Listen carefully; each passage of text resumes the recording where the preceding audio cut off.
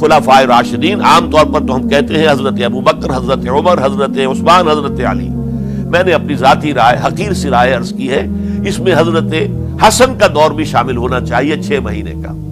تب وہ 30 برس پورے ہوتے ہیں جو حدیث میں آیا ہے کہ خلافت جو ہے وہ 30 برس رہے گی، اس کے بعد ملوکیت شروع ہو جائے گی. تو ملوکیت کا پہلا قدم یہ تھا کہ حضرت معاویہ نے طاقت سے بزور خلافت حاصل کی، اس لیے ان کو خلیفہ راشد ہم نہیں کہتے. البتہ یہ ضرور ہے کہ ان کا دور بہت پرسکون دور تھا. البتہ جب 10 برس گزر گئے حضرت معاویہ کے دور حکومت کو، اب میں یہاں لفظ خلافت کی بجائے دور حکومت استعمال کر رہا ہوں جو کہ خلافت راشدہ سے ذرا اس کا فرق واضح ہو جائے.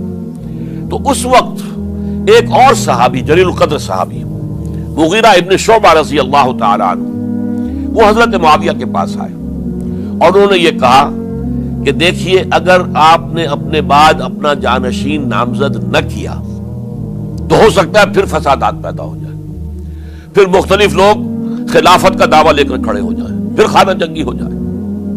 5 برس کی خانہ جنگی میں 1 لاکھ سے زیادہ مسلمان شہید ہو چکے ہیں، قتل ہو چکے ہیں، ہلاک ہو چکے ہیں.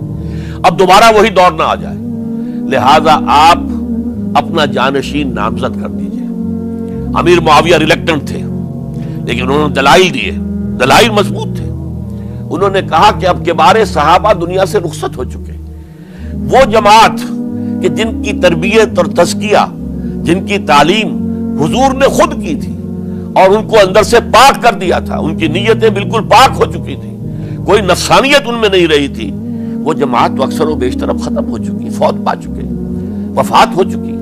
لہذا اب جو ہے اکثر و بیشتر نو مسلم ہیں جو بعد کے فتوحات کے ذریعے سے اسلام لائے ہیں. لہذا ان کے اندر نہ وہ پختگی ہے، نہ ان کے اندر وہ تقویٰ ہے، نہ تدین ہے، نہ اصول پرستی ہے. اسلام کی پوری تعلیمات جو ہیں وہ ان کے وجود کے اندر، ان کے شعور کے اندر گہری اتری ہوئی نہیں ہے.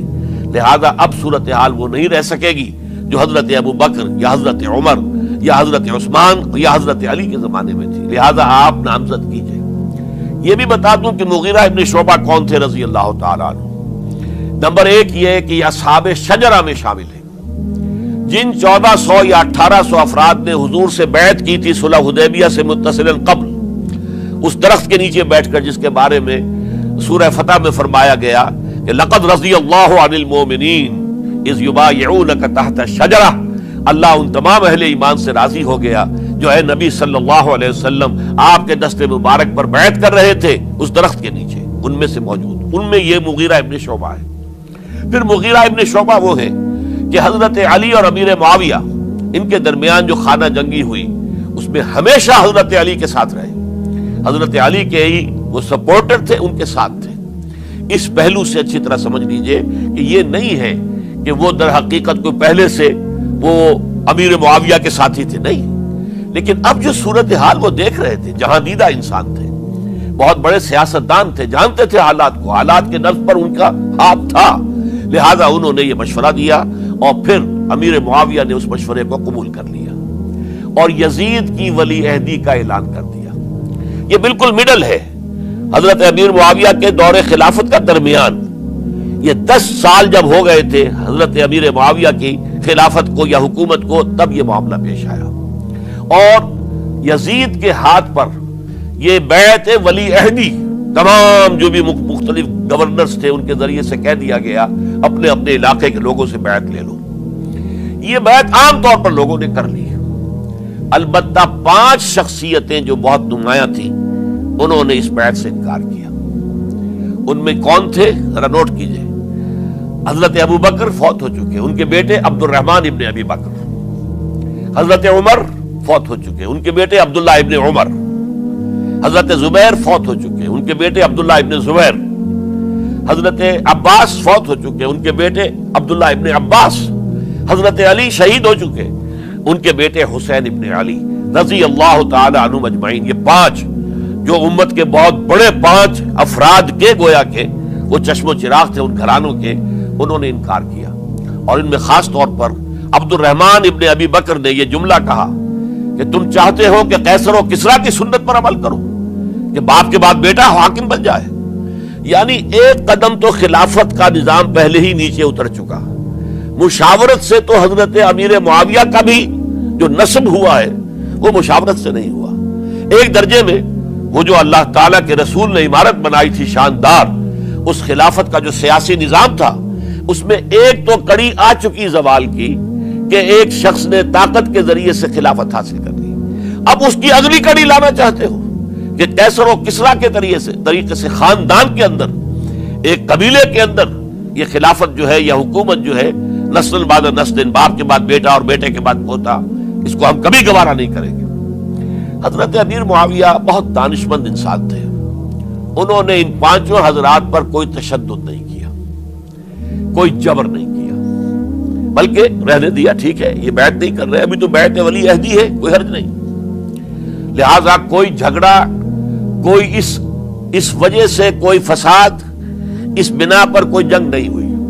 10 سال گزر گئے، یعنی 10 سال تک یزید ولی عہد رہا ہے. 10 سال تک.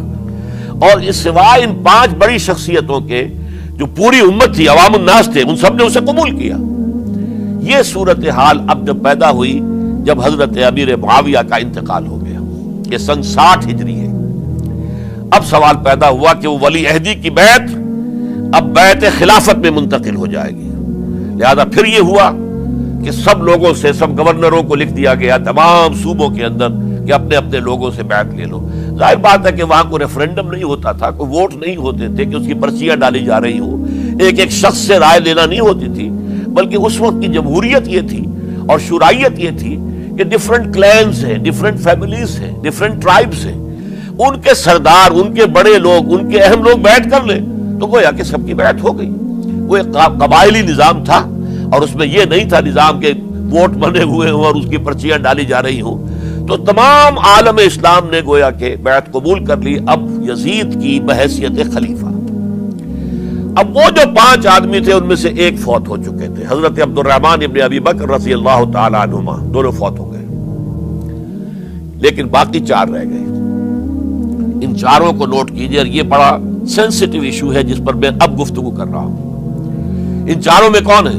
عبداللہ ابن عباس، عمر میں سب سے بڑے وہ ہیں، اور ان کی شان یہ ہے کہ انہیں حبر الامہ کہا گیا ہے، امت کے سب سے بڑے عالم، اور قرآن مجید کے وہ سب سے پہلے مفسر ہیں.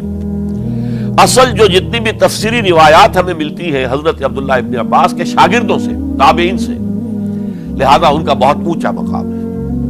حضرت عبداللہ ابن عمر، ان کا مقام بھی آپ کو معلوم ہے، حدیثوں کی کتنی بڑی تعداد ہے جو عبداللہ ابن عمر سے مروی ہے، اور اس کو سلسلۃ الذہب کی پہلی کڑی کہا جاتا ہے.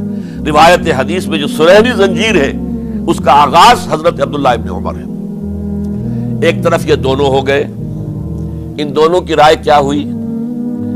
اگرچہ کام غلط ہوا ہے، یہ اس طریقے سے قیصر و کسریٰ کی روایت پر عمل کرنا غلط ہے، لیکن یہ اتنی بڑی غلطی نہیں ہے کہ اس کی وجہ سے باہمی جنگ و جدال ہو، خوریزی ہو، ایک دوسرے کی گردنیں کاٹی جائیں اور فتنہ و فساد پیدا کر دیا جائے. لہذا انہوں نے یزید کی بیعت کر لی. 2 حضرات رہ گئے، یہ نسبتاً نوجوان ہیں. ان دونوں کی پیدائش ہجرت کے بعد ہوئی ہے. ہجرت کے بعد پہلا بچہ جو مہاجرین میں پیدا ہوا ہے وہ عبداللہ ابن زبیر ہے.